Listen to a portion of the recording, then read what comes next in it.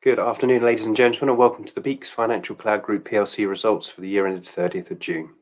Throughout the presentation, investors will be in listen-only mode. Questions are encouraged and can be submitted at any time via the Q&A tab situated on the right-hand corner of your screen. Just type your question and press send. The company may not be in a position to answer every question it receives during the meeting itself. However, the company will review all questions submitted today and publish responses where it's appropriate to do so. These will be available via your Investor Meet Company dashboard. I'd also like to remind you this presentation is being recorded. Before we begin, I'd like to submit the following poll. I'd now like to hand you over to Gordon MacArthur, CEO, and Fraser McDonald, CFO of BEEKS Financial Cloud Group PLC. Good afternoon. Good afternoon, Paul. Good afternoon, folks. Thanks for joining. So as Paul said, we're going to run through some slides, and then there's some questions that have come in already, and then we can open it up towards the end for any relevant questions. So for those that don't know me, my name's Gordon MacArthur. I'm the CEO and founder of BEEKS. I started the business 10 years ago and still very much actively involved. Good afternoon, everyone. I'm Fraser McDonald. I'm the CFO. I've been the CFO for the last 2 years. And I've been with BEEKS for 4 years now. Prior to that, I've had various roles, laterally in technology for the last 13 years with Serco in a head of finance role. And prior to that, I've worked in various industries across different sectors for the last 20 years in accounting roles. So I think before we kind of jump into the slides, I wanted to just kind of give a high-level summary of what our thoughts were on the last year. So I think in the results, I think we call it a solid year. I think looking back, without using the terrible phrase, but it was a bit of a game of two halves. I think first half was excellent. We signed some large transactions. The business performed very well. I think we announced 2 of our largest ever transactions in January of this year. And then all things were running along nicely until COVID decided to interfere a little bit, I think. So I think second half was okay. I think the challenges that we had with getting some of the bigger contracts live meant that we left a little bit of revenue on the table. I think that some of the big deals consisted in a lot of new global deployments, and given the fact that our engineers couldn't travel to get these sites live, everything just took a lot longer than we hoped to get from that contract signature to full billing of some of the big material contracts that we signed.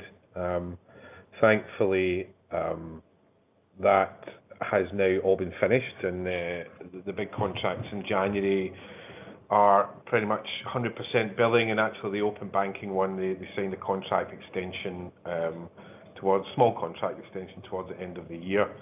So I think we had some impact on the time between signature and billing due to the constraints we had with COVID.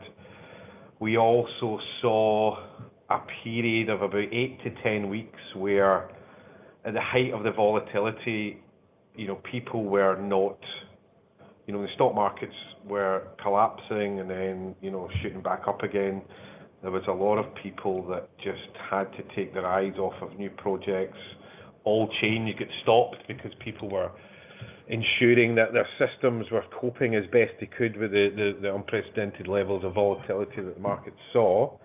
So we had an 8 to 10 week period where nothing really disappeared in terms of new business signings, but they just were delayed, right? We had a couple of months where we were, a lot of customers were still talking to us, but a lot of customers went into no change, no project type functions at the height of the volatility, which again kind of pushed a little bit of more of the recurring, the ACMMR type revenue that we look at a key metric. I mean, deals that were signed, that would be signed in April, May time, probably wouldn't have put a huge amount of revenue onto the full year because we'd only had 1 or 2 months of counting, but it certainly kind of deflected from the kind of monthly committed recurring revenue. I think looking at it, we're glad that seems to now have been a temporary issue. Usually July and August are very slow months for us because the City of London and Wall Street basically stop project function in that summer period where everyone's on holiday. We've actually seen the busiest July and August that we've ever had, and I think that's a result of a lot of the projects that were in delay phase kind of coming into fruition and signatures happening. So we expect that our Q1 is going to be the best Q1 we've ever had. So it really looks like that was a temporary measure that has not followed on since the calm down in COVID. But what the long term look, if you go back into lockdown and full financial market meltdown, we might see that again, but it's very difficult for us to tell. So I think a little bit disappointing that some of the contracts slipped, but I think overall the business delivered 10th year of existence, 10th year of profit growth, 10th year of revenue growth, and the team has worked under very difficult circumstances to ensure that we've delivered for our customers. We've kept the platforms alive during the level of volatility that we've seen. So it's been a difficult year, a strange year, and a year of investment, as we'll talk about as we go through the slides. So on to the second slide. We are now up to 18 data centers globally. So the yellow and blue dots are our global data center locations around the world. This is a well-seen map if people have been following us for a period. The black dotted line is our wide area network, which connects up all of our data centers point to point. So we put 7 new data centers live over the course of the last 12 months, which is more than we've put live in the previous three years put together. So a huge amount of work and deployments, all in the back of customer demand and customer wins, and we'll talk about them as we go through. We are anywhere in the region between 350 to 400 cross connects at the moment. That continues to grow, will continue to grow, and is core part of our USP. So we've got a very good geographical spread now. I wouldn't expect to see anywhere near the same amount of locations for the future 12 months as we've seen for the past. There are not that many areas of the map and financial exchange data centers that we do not cover still outside of the equity space, which we're not majoring in, but we've got a very good coverage map now. So going on to slide 3. So the company's changed its strapline, or marketing strapline, if you want to call it that, to build, connect, analyze, and this is a result of our Velocimetrics acquisition like 4 months ago now. So the legacy business is as was, i.e. public cloud infrastructures or service footprints in the financial data centers. So we still have the range of compute options that we always have. We've added certain parts to that in terms of bigger compute nodes, but the classic business model of deploying their cloud infrastructure and financial services data centers as the build component is still there. The connect component is the connectivity piece, and that is the now 350 to 400 cross connects and direct connections we have globally across all of our footprints. And then the new part is analyze, and that's with our new analytics play on the back of the Velocimetrics acquisition that we are going to, in short order, rebrand to BEEKS Analytics. So build, connect, analyze, and this is us moving to more of a one-stop shop for larger tier 1 organizations where we can build you a compute stack, we can connect you to whoever you want, and we can give you a level of trade analytics and latency monitoring analytics to control that environment. But we'll talk about that as we go through. So the business model is still the same. 96% of our, 94%, sorry, of our revenue is monthly recurring. We're up at 18 international data centers, and the institutional customer count is now 242, just below 250. We've started breaking out now our revenue by products. So the nice circle chart there shows, overall as a percentage of revenue where that comes from, and breaking it down by geography as well. If there's any questions of that, we can happily talk them through. So, our strategy remains the same. I think one thing I would like to kind of pull out is on the back of some of the bigger wins. I mean, BEEKS classically have built public cloud environments. And when I mean public cloud, that means clients share infrastructure. So the network that we put in any of our New York data centers in our classic public cloud is a shared network, shared amongst all the clients that sit underneath it. If you buy a virtual machine, you're on shared infrastructure. If you buy a dedicated server, you've got that compute node is dedicated to you, but you're still attached to the network. We are finding more and more opportunity in what we call the BEEKS private cloud.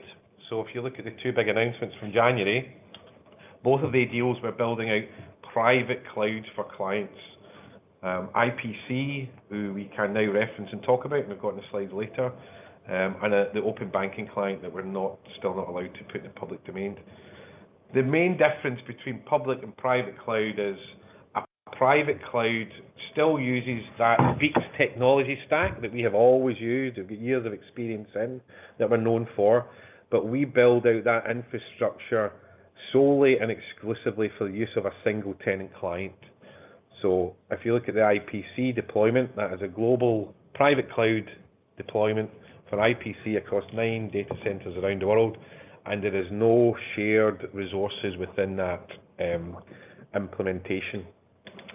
And the reason it's important is the bigger clients, the tier 1 banks, exchanges, brokers, prefer private cloud environments because it gives them a much more fine-grained control over the security setup.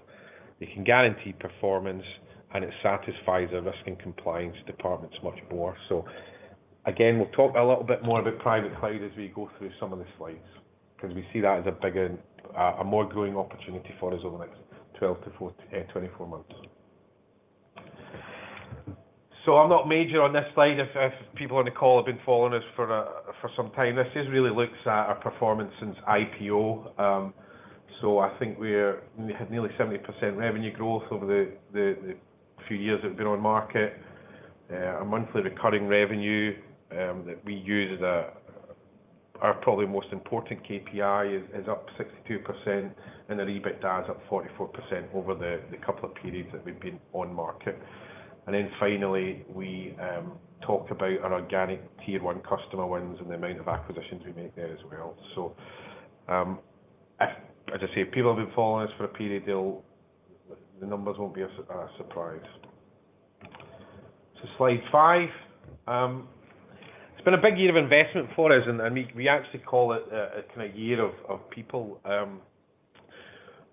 Out with the 7 new data centers, we have had a 45% increase on the actual physical capacity that we put online. So again, we put more capacity online this year than the previous 3 years combined.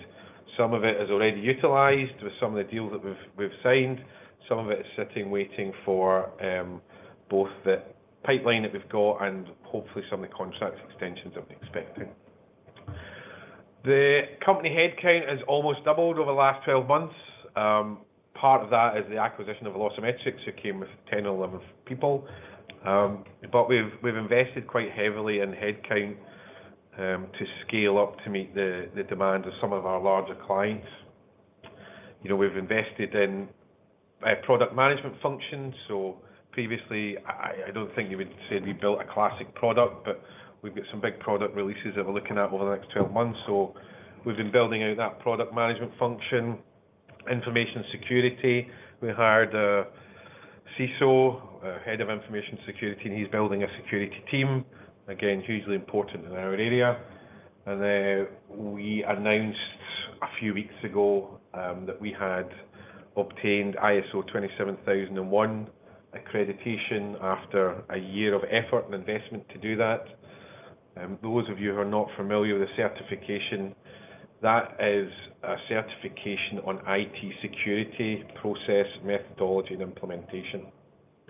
So I think previously we'd already talked in previous presentations that not having ISO 27001 had been a bit of a prohibitor to us, because when you answer when you're submitting a proposal or you're doing an RFP for a bank, one of the first questions are, do you have ISO 27001 or SOC 2, which is the kind of US equivalent, a bit bigger.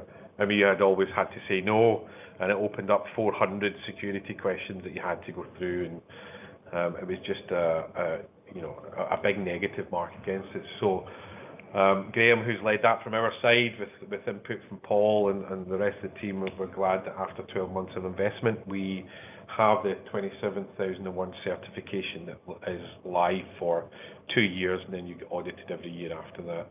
And the plan is we're going to go for the SOC 2 certification over the next 12 to 18 months again, which is a bit more US focused, and again, a higher level of certification.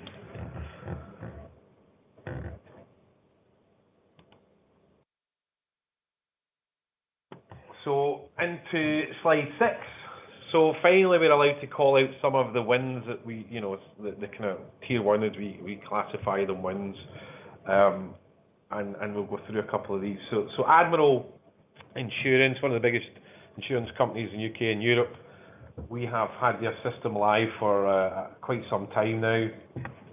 And again, it was a kind of break from the normal implementations that we do. So we are connecting Admiral's data centres from Cardiff and Swansea, where the call centres and the legacy infrastructure resides, and they're connecting into the BEEKS cloud in LD4, and then in London LD4, and we then connect them on and provide them managed resilient connectivity to both our cloud, Google, Microsoft Azure, and AWS. So they have a cloud-first strategy where they are moving a lot of the legacy infrastructure into the cloud, and they're using us to enable that for them. So, insurance, I don't think is ever going to be, a massive part of our business, but it was really our first win in that hybrid cloud connectivity space. And since we've done it, we've had many more smaller engagements of a similar nature, and a lot of the implementations we do now take some BEEKS cloud infrastructure, but as part of it, they also need to connect to public cloud environments like AWS or Azure or whatever. There's no one cloud fits all strategy for the larger investment banks or brokers or mainstream banks. People are splitting up workloads across different cloud providers depending on their requirements. So we're seeing much more of these hybrid cloud connectivity engagements coming in. So IPC and slide 7. This was the $1 million a year annualized deal that we announced in January. At the time we were under NDA, but we are now allowed to talk about it in the public domain. So IPC might not be classed as a tier 1 by people out with the financial services, but IPC are a very large US tech company who provide the voice infrastructure. So if anyone's worked on a trading floor, or you see pictures of a trading floor, and you see dealers on these huge big turret systems where they're taking and receiving voice calls, and lots of that still goes on, IPC provide these systems, and they archive and store all the voice calls, and allow people to work from home, traders to work from home, which has been particularly relevant over the last few months, and really are the dominant player in that industry. So their clients are the biggest banks, the biggest investment managers around in the world. So IPC commissioned us in January to build a global private cloud platform for them, as I mentioned before, across 9 data centers globally, where instead of having on-premise systems, IPC's new Connexus Unity product will reside on the BEEKS private cloud, and it'll be a cloud-based system. So the first the first $1 million a year deal that we signed was for the first 7 or so clients. 6 have been fully deployed, with 1 in transit at the moment.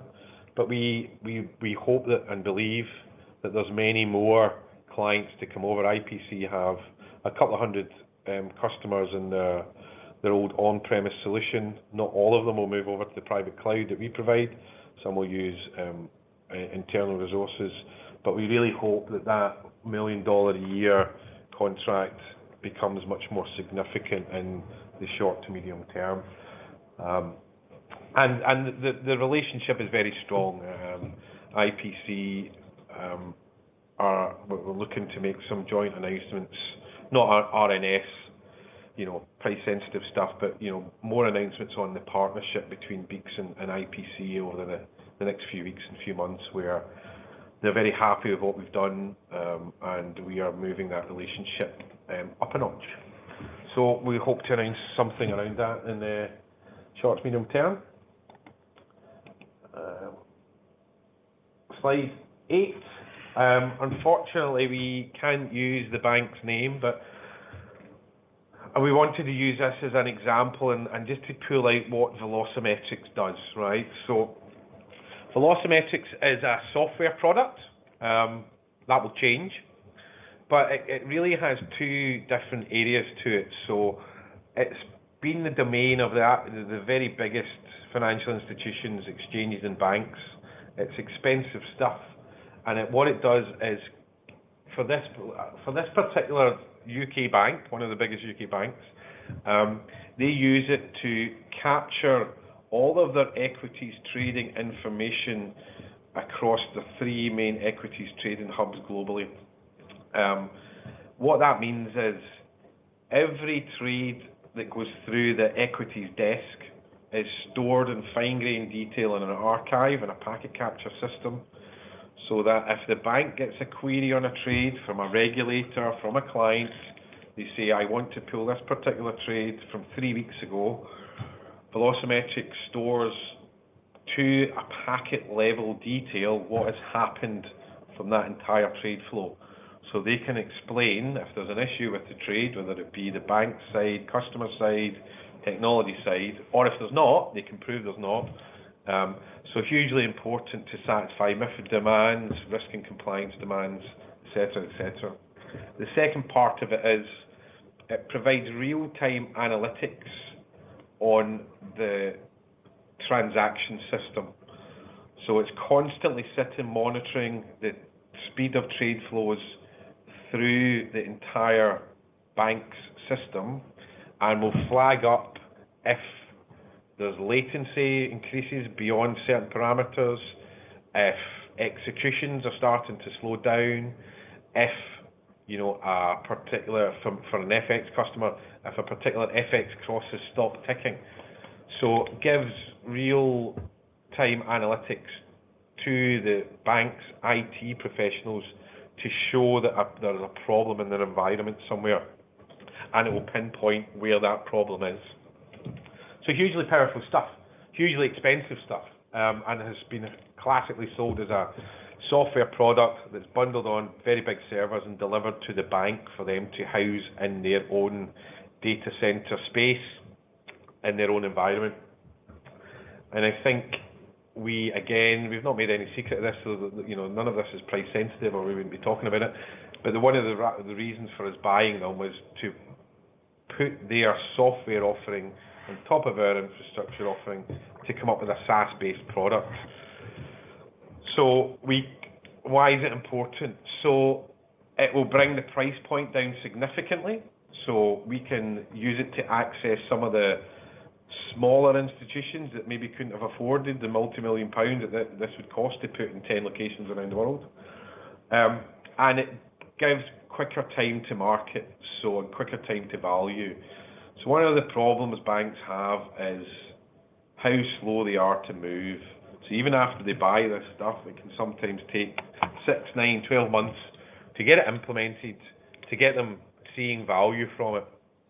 By offering it as a SaaS product, where the bank simply has to cross-connect to the BEEKS infrastructure environment in the financial data centers, We have done a lot of the pre-configuration. We have the system live. There is some tuning, there is some work still to be done, but we can shrink that implementation time down dramatically. And with all the banks, they are looking for cloud solutions, they're looking for SaaS-based solutions. Their preferred deployment model, as long as you can satisfy the security concerns, they are looking for outsourced cloud-based solutions. So we've got high hopes over the next 12 to 18 months as really probably the only SaaS vendor who will allow external clients to connect and consume that service. We've got high hopes for that product as we go forward. And I'll talk about some more product releases later on. But if you go to slide 9, I'm going to hand over to Fraser. Afternoon again, everyone. Okay, I'm on slide 9 now. I'll talk you through the P&L, the income statement for the year. I think, as Gordon says, we had a very good first half and second half probably a wee bit slower than we would have liked. I guess for us, the first half's always more important. On our 94% recurring revenue model, if you sign stuff earlier in the year, you get 8 or 9 months of revenue as opposed to 2 or 3 months if you're signing it in the second half. So actually, having that good start to the year gave us a really good start, and ultimately 27% revenue growth throughout the year. Given some of the challenging circumstances in the second half, I think we've got to be relatively happy about. As Gordon said, some of the delays in some of the tier 1 deployments in the second half cost us a wee bit, and we also had slightly higher churn levels at this lower end of the market. Not significant, but in terms of some of the volatility in the markets during the kind of height of the pandemic meant that a couple of the smaller businesses that we have in our books went out of business. So unavoidable for us, but again, a slight decrease in revenue. And the churn was about 2% as opposed to 1% a month for the final quarter. In terms of that split, that 27%, about 15% of that was organic growth, with the remainder coming from 300k roughly for Velocimetrics, a couple of months worth of revenue there. And then the CNS acquisition, the small retail acquisition we made back in May 19, contributed a full year. So again, that helped with that revenue growth as well. In terms of gross margin, you'll see, so we're similar to last year, slightly ahead. And just to call out a couple of things in there. The first thing, again, and we talked about this at interims, we changed our useful life asset depreciation cycle this year from 4 years to 5 years. And as I said, we were transparent about that at interims. And again, looking back, we are an infrastructure as a service company. A high degree of our spend is on capacity and infrastructure, so it's important that we get that useful life correct and accurate. And having now the foresight, we've been trading for 10 years, we know that we get 6 or 7 years useful life, sometimes more out of that kit, so we decided to realign that. And again, that's similar to what other companies in our industries are doing, so we were looking to level the playing field there, but again, that gave us a couple of percent in terms of gross profit, so that helped. We also got some better pricing across our third-party supply chain. Again, because of our bigger scale, it enabled us, because of the volume that we were putting through some of our providers, we got some better pricing. So that helped the gross margin this year as well. And then the other side of that, Gordon mentioned, we have had a year of growth. So we put 7 new data centers, onto our estate. And as we put those data centers in, we always go in with an anchor customer. So we've never been if we build it, they will come type mentality organization. So we do get revenue into those new data centers. However, there is usually about a 12-month OPEX break-even target for us. So as we expand those data centers, that has a slight negative impact in gross margin, which is why overall it's only up 1%. And then in terms of how that's all flowing through to the bottom line, 1.3 to 1.4 million PBT is still 8% growth, which again, I think given some of the investment that Gordon talked about in terms of capacity and also headcount, then we've got to be relatively happy with that. The headcount increases we've made have been more on the front office, so sales, marketing, software development. So actually, staff that will ultimately make the business money.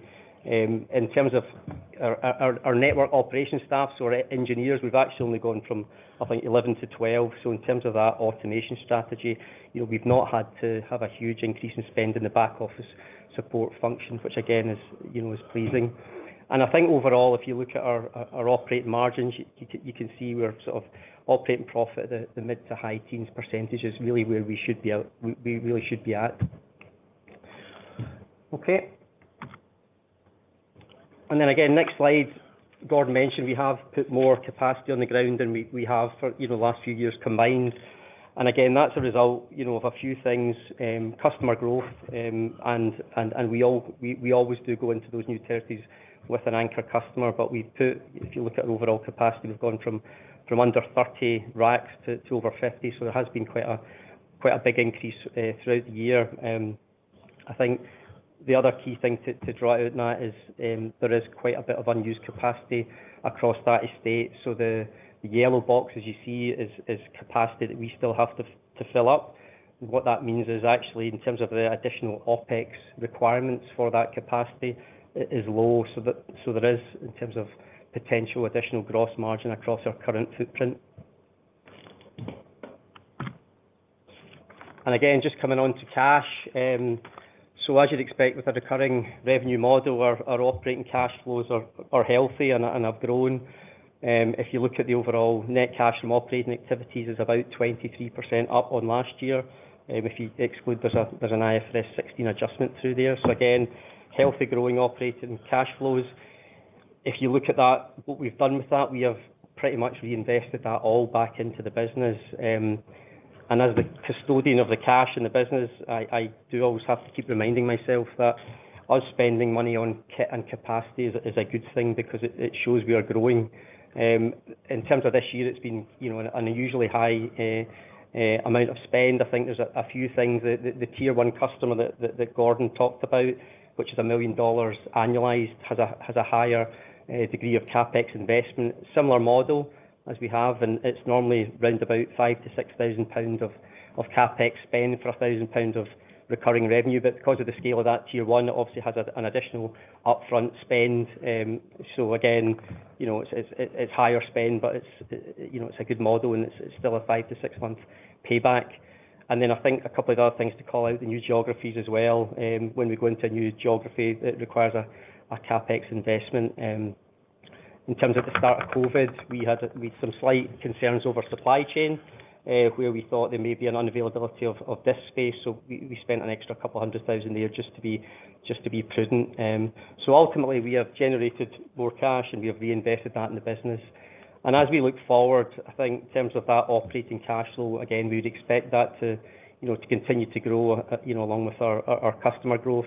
I think in terms of data center expansion, we will not, as Gordon said, expect a similar level to last year. That will be a bit smaller, but ultimately, higher tier one or extra deployments will require additional capex. But we're still relatively low in terms of our gearing. We're about a third debt to equity, and bigger tier one deployments requiring extra capex will be a good problem to have for us. And we will look to see, in terms of if we do have potential additional cash to raise, how we would decide to do that. Okay. I'll just hand you back over to Gordon. Thanks, Fraser. So I think, as I said earlier, year of people last year. This year we are viewing it as a year of product, and that's a new area for us, because we are trying to productize and release a combination of infrastructure and software-based products to the market. So as I mentioned, Velocimetrics will be shortly rebranded as BEEKS Analytics, and we are hoping to make our first launch of the version 1 of the SaaS product in the next few weeks. We have a number of our existing BEEKS clients that are potentially interested in the solution and working on it with us in that pre-production run. So again, I'm not saying anything that's going to be price sensitive here, so hopefully that will happen in the next couple of weeks. Velocimetrics,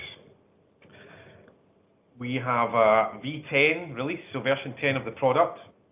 I think Velocimetrics suffered previously because, like BEEKS pre-IPO, they had no external investment. They were a bootstrap company.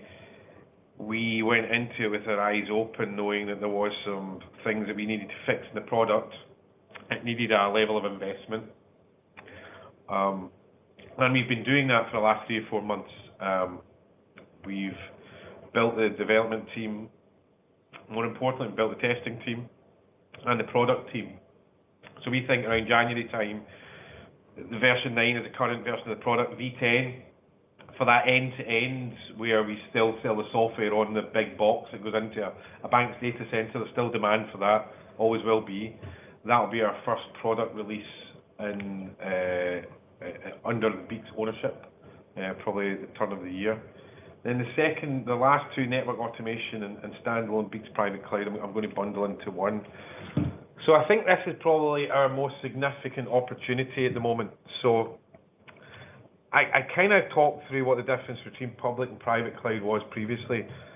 And we are probably in a unique position in our world where we have got all this decade-long experience about building these public cloud environments.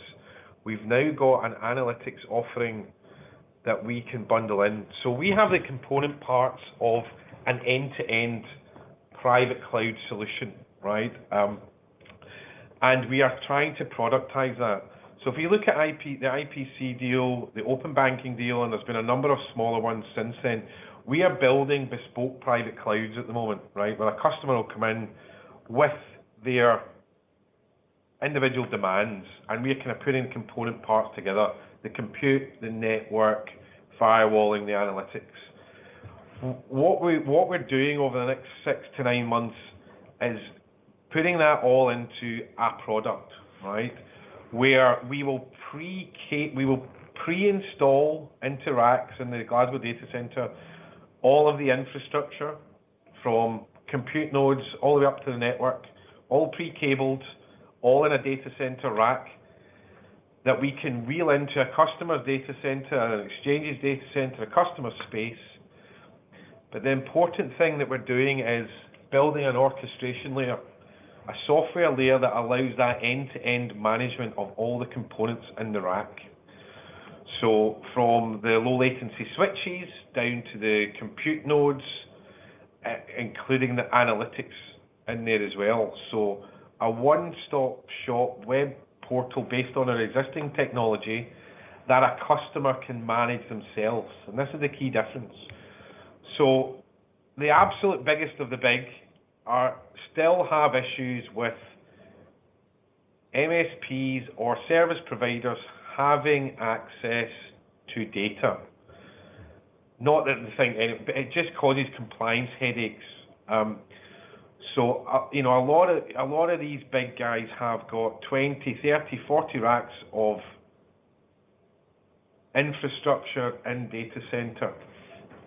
And this private cloud offering will allow them to have a BEEKS private cloud, low latency private cloud, connectivity rich environment with analytics in their own environment that they manage themselves via a one-stop shop GUI. So they don't have to go down into the Arista command line interface. They don't have to go down into the Velocimetrics appliance.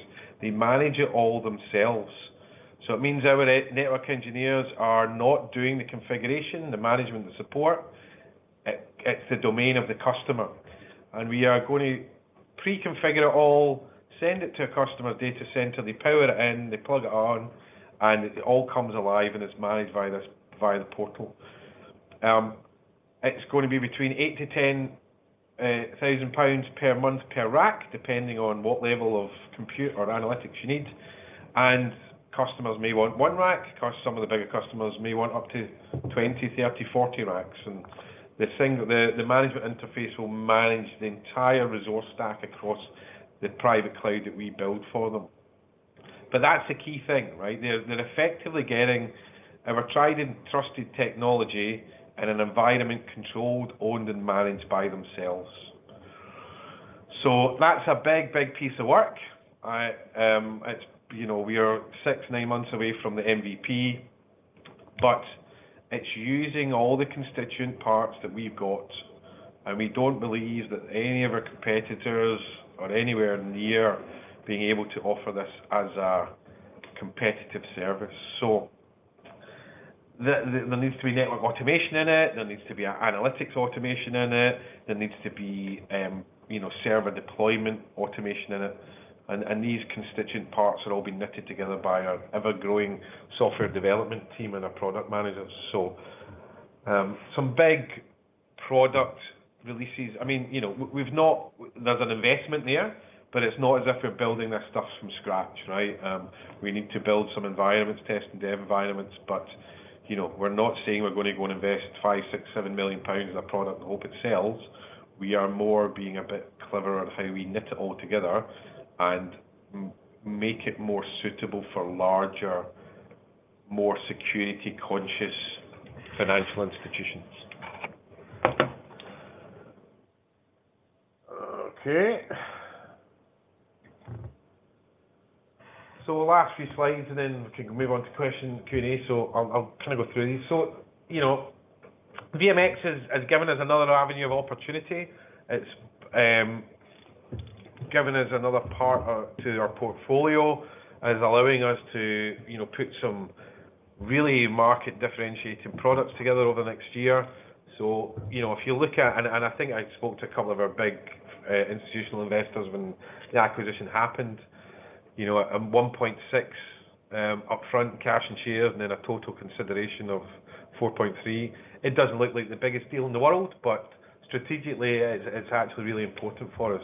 We've got some investment in the product, but if we can get that right, it opens up a lot of doors for us.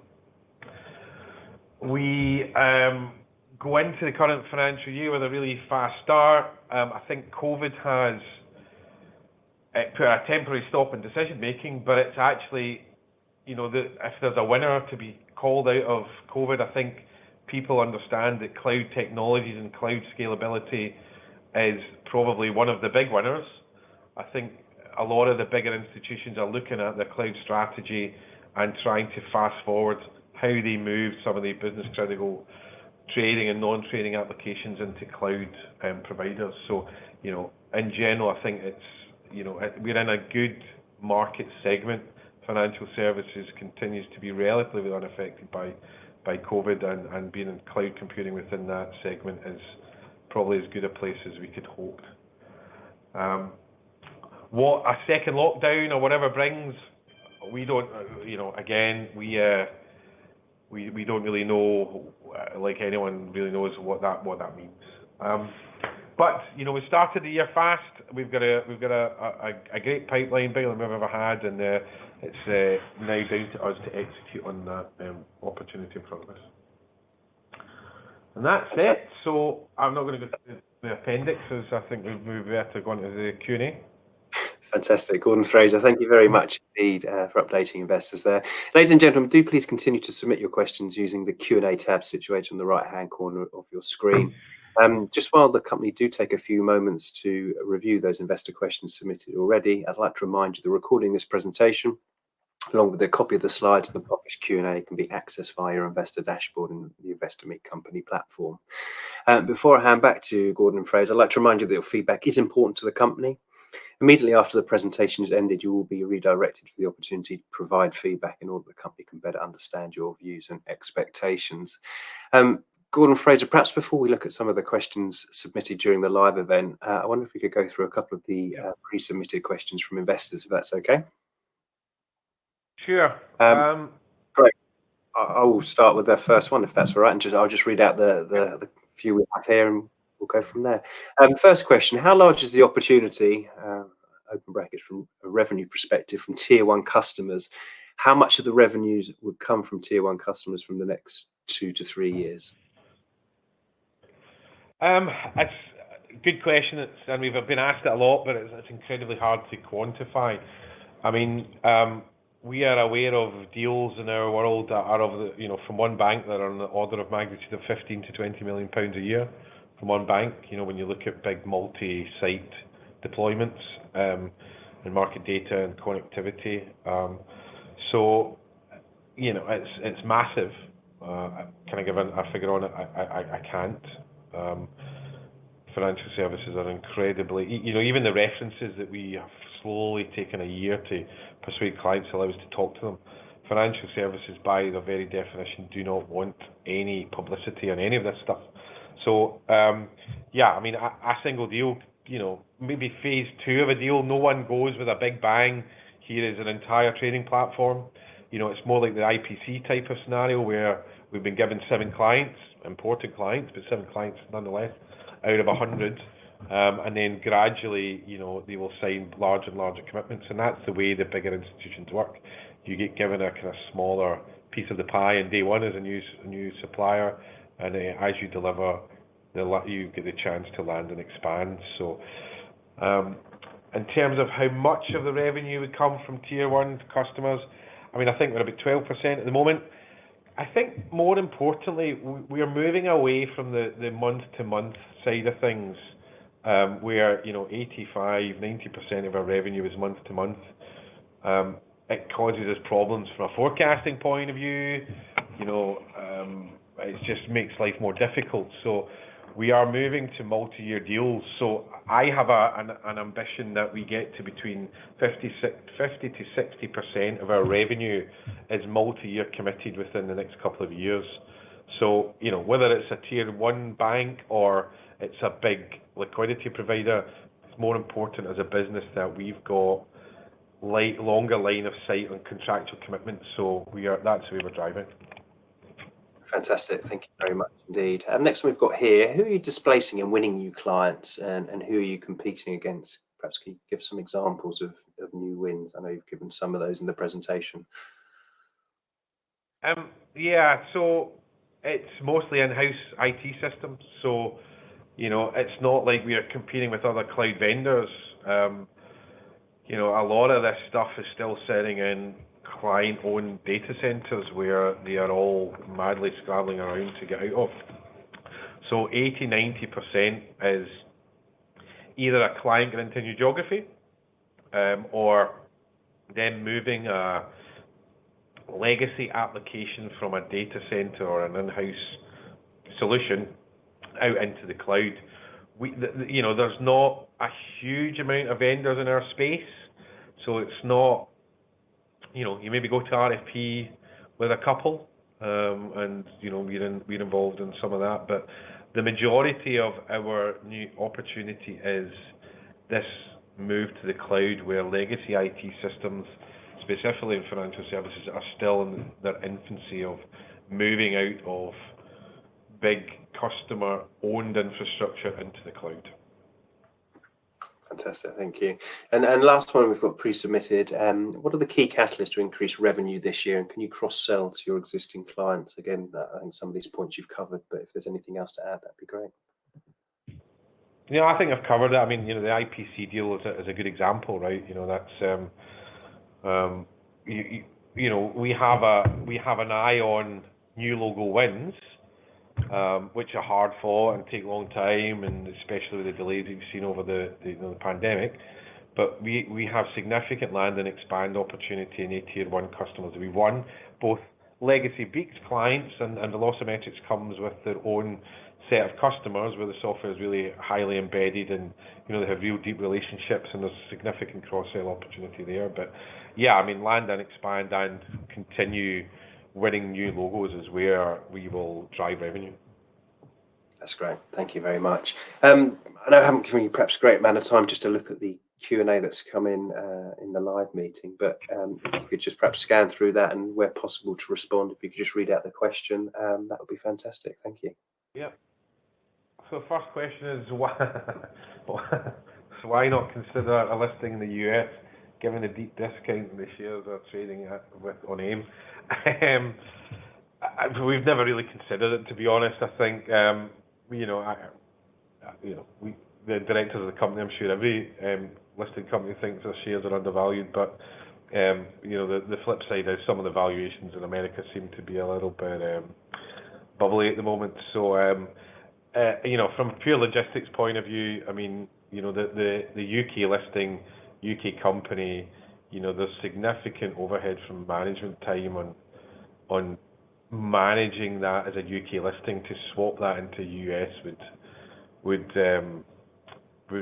be a bigger drain on our time, and I think our size, shape, and scale means it's not something we're looking at short order at all.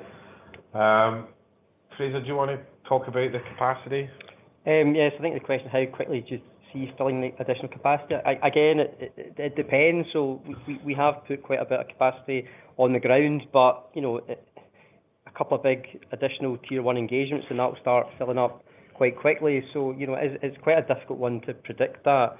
We are constantly front loading in capacity. We never want to be in a position where customers demand and we don't have the footprint or the capacity to satisfy that demand. So as I say, it is quite a tricky one to answer. It depends on how quickly we grow that top line. It's not an issue for us. We're always trying to front load. So it's probably not a great answer, I'm afraid, but it's a difficult one. Yeah. Third question: what proportion of revenue do you see the hybrid cloud contributing? Do you have a target? No, we don't put hard and fast targets on it, and it's difficult. So a typical engagement now is some infrastructure and some hybrid cloud connectivity, and we don't really hive it off between exchange connectivity or so. These big public cloud vendors are just an endpoint for us. So we don't we don't have a revenue recognition policy on what portion of our revenue is connecting to LMAX in London or CME in Chicago. Same way we wouldn't break out that who's connecting to AWS and how much are we charging for it, because all we see them as an endpoint in our network.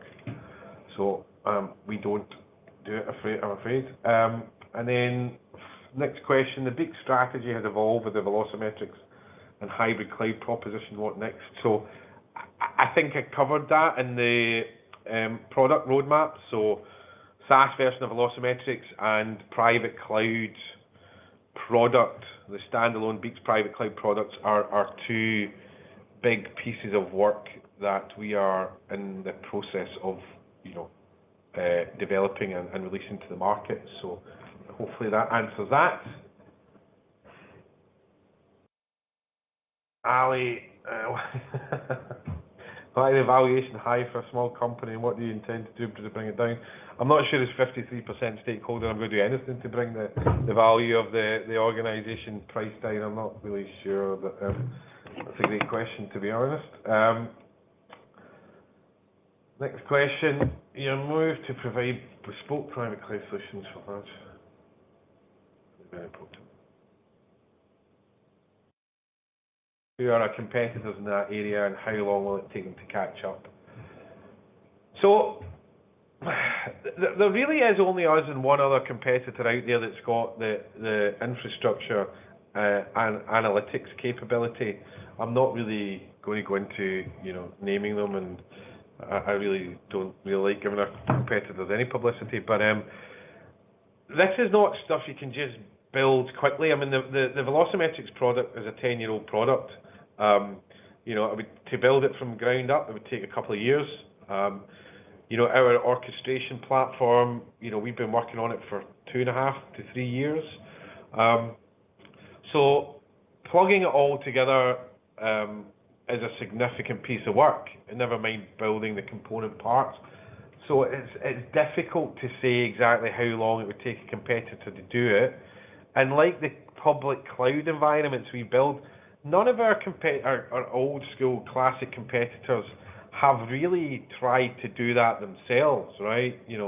People put cloud in some of the messaging, but none of our competitors have that ability to go onto a web portal and deploy infrastructure and deploy connectivity. So I don't see any of our competitors making even the noises of building the component parts, never mind pulling it all together. So it's a difficult one to answer, but I don't know.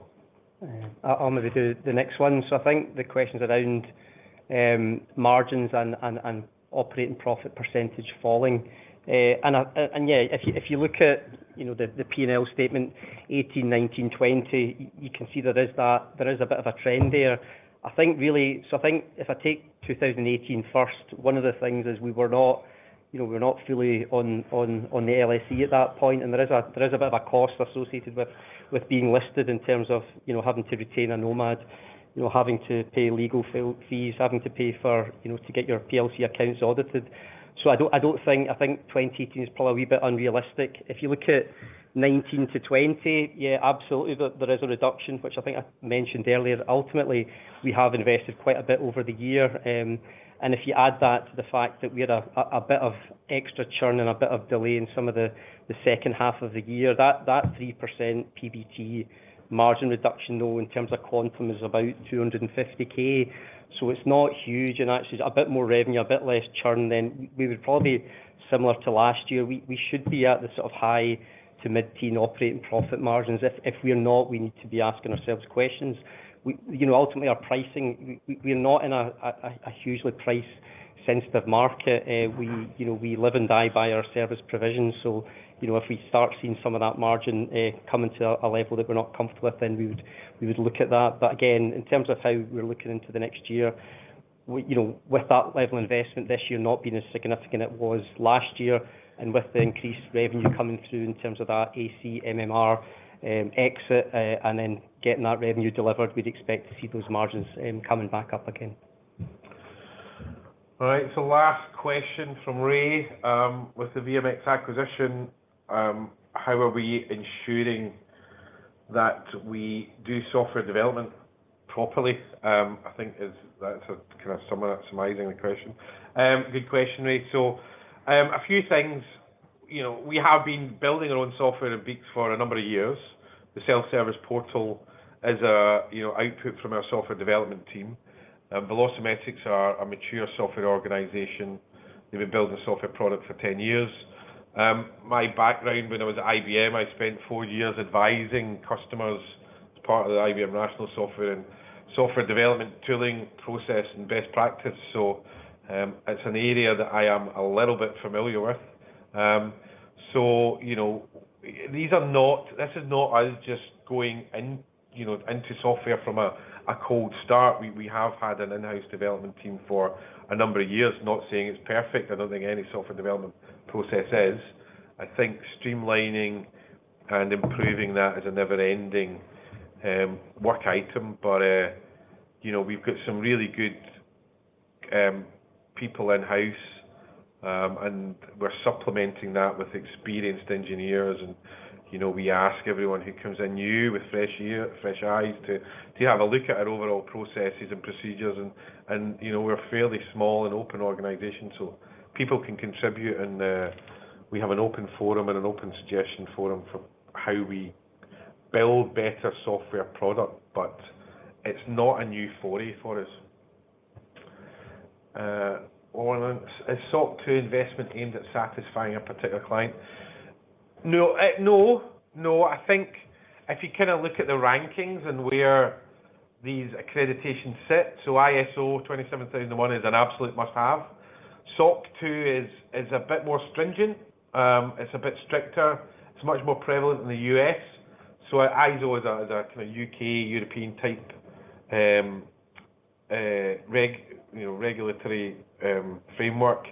SOC is the kind of US equivalent, but stricter. So not particularly for one client, but we get asked, do you have ISO 27001 or SOC 2? We want to be in a position where we answer both as yes. Fantastic. That's all the questions. I was going to say, you've done a great job, so thank you very much to both of you for that. That's very kind indeed. Just before we redirect investors for feedback, Gordon, perhaps I could just ask you just to wrap up before we do so. Yeah, no, listen, thank you folks for joining us. Hopefully, we try and be as open as we can around, our performance, try and be honest with our investors, with ourselves. But thanks for joining. Myself and Fraser are always usually around via Alma if you need anything else or you've got any questions following up, and happy to help. That's great. Look, thanks again, guys, for updating investors today. Could I ask investors not to close the sessions? You will be automatically redirected for the opportunity to provide your feedback. If you access the meeting from our website, the feedback page will appear just a few seconds after the end of the webinar. And if you come in via the link in the email, it'll ask you just to log in to submit your feedback. So therefore, I would like to say thank you very much to Gordon Fraser, BEEKS Financial Cloud Group PLC. With that conclude today's presentation. Thank you very much indeed for attending today.